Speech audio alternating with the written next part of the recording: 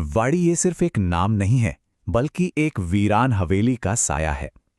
कहते हैं कि इसकी दीवारों में ना एक ऐसा राज दफन है जो बरसों से अपनी रिहाई का इंतजार कर रहा है। तो चलिए आज इस रहस्य के पन्ने पलट कर देखते हैं। ये सिर्फ कुछ लाइनें नहीं हैं, ये तो एक भविष्यवाणी है, एक ऐसी भयानक त्रासदी की जो ठीक 12 साल पहले शुरू हुई थी और अब अपने खौफनाक अंजाम तक पहुंचने ही वाली है। तो कहानी की शुरुआत होती है एक अंधेरी खौफनाक रात से। एक आदमी है नशे में पूरी तरह धुत और वो लड़खड़ाता हुआ अपने घर के बाहर रखी चारपाई पर लेट जाता है। उसे इस बात का जरा सा भी अंदाजा नहीं है कि उस रात वहां वो अकेला नहीं है। आधी रात का वक्त उसे ऐसा महसूस होता है जैसे कोई उसे घूर रहा है, और जैसे ही वो अपनी आंखें खोलता है उसकी तो रूह ही कांप जाती है। ठीक उसके ऊपर हवा में एक साया तैर रहा था, एक किन्नर का भूत जिसकी आंखों से सिर्फ और सिर्फ नफरत बरस रही थी। इससे पहले कि उसकी चीख भी निकल पाती, उसका शरीर एकदम अकड़ जाता है। उसकी आंखें पूरी तरह स्याह पड़ जाती हैं और मुंह से खून बहने लगता है। और वो भूत, वो सिर्फ एक खौफनाक मुस्कान के साथ उसे देखता रहता है। समझ लीजिए, वाड़ी का अभिशाप जाग चुका था। तो इस खौफनाक मंजर के बाद अब कहानी में एंट्री होती है उस किरदार की जो अनजाने में ही इस श्रापित हवेली के सबसे गहरे, सबसे खौफनाक राज से टकराने वाला है। ये है सागर। शहर से इस गांव में आया है एक पुरानी बदनाम हवेली, हाँ वही वाड़ी हवेली, को बेचने के लिए। पर उसे ये नहीं पता कि वो सिर्फ एक जमीन का सौदा करने नहीं आया, बल्कि वो तो 12 साल पुराने एक इंतकाम का मोहरा बनने आया है। तो गांव के एक चाय वाले संजू से सागर को उस हवेली की पूरी सच्चाई का पता चलता है। पता चलता है कि 12 साल पहले ठीक बसंत पंचमी के रात छमछमी नाम की एक किन्नर नर्तकी की मौत हुई थी, और उसी रात राजा ने भी फांसी लगा ली थी। कहते हैं तब से छमछमी की आत्मा उस हवेली में भटकती है और किसी को भी उसके पास नहीं आने देती। अब कहानी एक ऐसा मोड़ लेती है जहां सागर इस पूरे रहस्य और बदले के खेल में अनजाने में ही एक बहुत अहम मोहरा बनने वाला है। सागर अभी हवेली का मुआयना कर ही रहा होता है कि अचानक उसके सामने उसकी गर्लफ्रेंड दिव्या आ जाती है। सागर तो एकदम चौंक जाता है।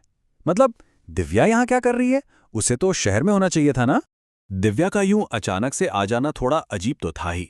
वो कहती है कि वो सागर की मदद करने आई है, पर उसकी आंखों में कुछ तो ऐसा था जो सागर को बेचैन कर रहा था।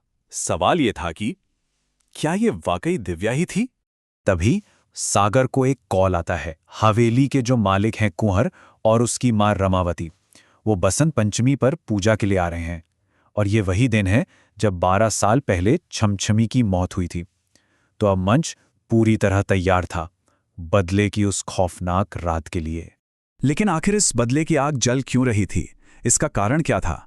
ये जानने के लिए हमें 12 साल पीछे चलना होगा, उस काली रात में जब इस पूरी कहानी की खूनी नींव रखी गई थी। तो बात है 12 साल पहले की। राजा विजय सिंह छमछमी को अपनी बहन का दर्जा देते थे, उसे बहुत मानते थे। पर यह बात उनके लालची रिश्तेदारों कुंवर और रमावती को बिल्कुल बर्दाश्त नहीं थी। जायदाद के लालच में इतने अंधे हो गए थे कि उन्होंने छमछमी को जहर दे दिया। और जब राजा को इस सच्चाई का पता चला तो इससे पहले कि वो कुछ कर पाते, कुंवर ने उनका भी गला घोटकर उन्हें मार डाला। छमछमी को जहर देते हुए रमावती के मुंह से जो ठंडे और बेरहम शब्द निकले थे वो थे, माफ करना छमछमी, पर वसीयत की भूख इंसानियत से काफी बड़ी होती है। बस उनकी इसी बेरहमी ने उस हवेली को हमेशा हमेशा के लिए श्रापित कर दिया। और अब वापस आते हैं आज की रात में। बसंत पंचमी की रात आ चुकी है। हवेली में हवन की तैयारी चल रही है और साथ ही 12 साल से जो इंतकाम की आग सुलग रही थी उसके भड़कने की भी तैयारी है। जैसे ही पंडित ने हवन शुरू किया, दिव्या का शरीर जोर जोर से कांपने लगा। उसकी आंखें पूरी तरह पलट गईं और उसने सीधा पंडित पर हमला कर दिया। और फिर जब वो चिल्लाई तो उसकी आवाज और चेहरा दोनों ही बदल चुके थे। वो दिव्या नहीं, वो छमछमी थी, अपने हत्यारों कुंवर और रमावती के ठीक सामने खड़ी। छमछमी की आत्मा गरजती है, मैं इस दिन का 12 सालों से इंतजार कर रही थी। मुझे जाहिर होने के लिए एक सच्चे प्यार की जरूरत थी, और आज वो मुझे इस इंसान से मिला है। वो सागर की तरफ इशारा करती है, और अब तुम्हें तुम्हारे गुनाहों की सजा मिलेगी।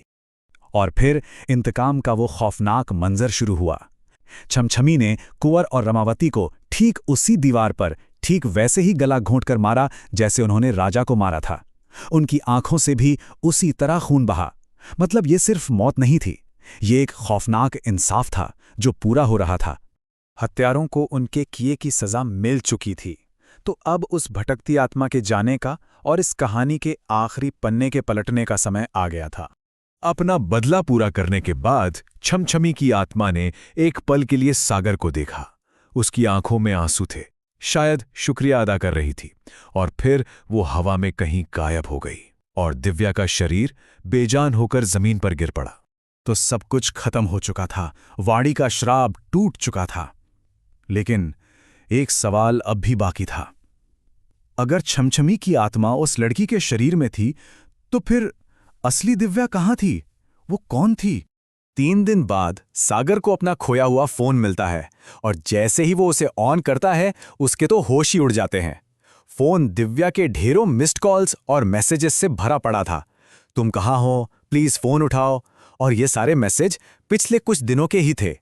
सागर अभी कुछ समझ पाता इससे पहले ही पास के बस स्टॉप पर एक बस आकर रुकती है, और उससे जो उतरती है वो थी असली दिव्या। वो गुस्से में सागर के पास आती है और बिना कुछ कहे एक जोरदार थप्पड़ रसीद कर देती है। तब जाकर सागर के दिमाग में पूरी कहानी, पूरी सच्चाई साफ होती है। दूर वाड़ी की हवेली अब बिल्कुल शांत खड़ी थी। उसका बदला पूरा हो चुका था, उसका श्राप टूट चुका था। 2 आत्माओं को तो इंसाफ मिल गया, लेकिन एक जिंदा इंसान हमेशा हमेशा के लिए उस खौफनाक याद के साथ जीने को मजबूर हो गया था। अब सवाल यह है, क्या कभी कोई उस हवेली का सच पूरी तरह जान पाएगा, या ये राज हमेशा के लिए उन्हीं दीवारों में दफन रहेगा?